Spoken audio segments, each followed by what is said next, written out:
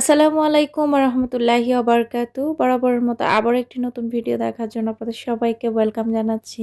আজকে আপনাদের সাথে শেয়ার করব কিভাবে ঝটপট ওয়েতে আমি খিচুড়ি বানিয়ে থাকি, তাও আবার হাতে মেখে চিকেন খিচুড়ি। তো এখানে আমি চাল আর ডাল কিন্তু ভালো করে ওয়াশ করে নিয়েছি।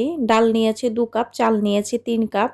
এরপরে কিন্তু ভালো করে ওয়াশ করে দুটো মতন তেজপাতা, তার সাথে আমি এই যে দেখেন পেঁয়াজকে গ্রেট করে নিয়েছি। তার সাথে আদা রসুনও গ্রেট করে নিয়েছি। এরপরে গোটা কাঁচামরিচ দিয়েছি। আমি আমার পরিমাণ অনুযায়ী, আপনারা আপনাদের টেস্ট অনুযায়ী দিয়ে দিতে পারেন। তারপরে কিন্তু আমি এখানে আগ থেকে চিকেনকে ভেজে রেখেছিলাম, মানে একটু গ্রিলের মতো যেভাবে করা হয় সেভাবে আর কি।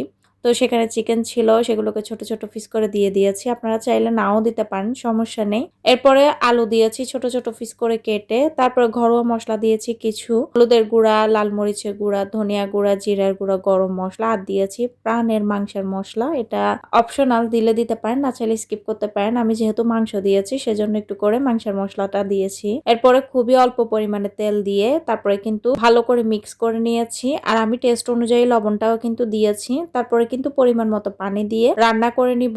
তো যারা কিনা লেটকা খিচুড়ি পছন্দ করেন তারা চাইলে এই অবস্থাতে পানির পরিমাণ বাড়িয়ে দিতে পারেন, এতে করে কিন্তু লেটকা খিচুড়ি হয়ে যাবে। আর এই তো পানিটা যখন গায়ে গায়ে টেনে আসছে তখন কিন্তু আমি উপরে একটা ফোড়ন দিয়েছি পেঁয়াজ, তার সাথে হচ্ছে ২ রকমের জিরা, মিষ্টি জিরা, চিকন জিরা। আপনারা মিষ্টি আর চিকন জিরাটা স্কিপ করতে পারেন, সমস্যা নেই। এরপরে পেঁয়াজগুলোকে ব্রাউন করে ভেজে আমি এখানে দিয়ে দিলাম আর ১০ মিনিট দমে রেখেছি। বাস তৈরি হয়ে গেল মজাদার চিকেন খিচুড়ি। তো ভিডিও ভালো লাগলে লাইক, কমেন্ট, শেয়ার এন্ড পেজটা ফলো দিতে ভুলবেন না। Thanks for watching. টাটা, আল্লাহ হাফেজ।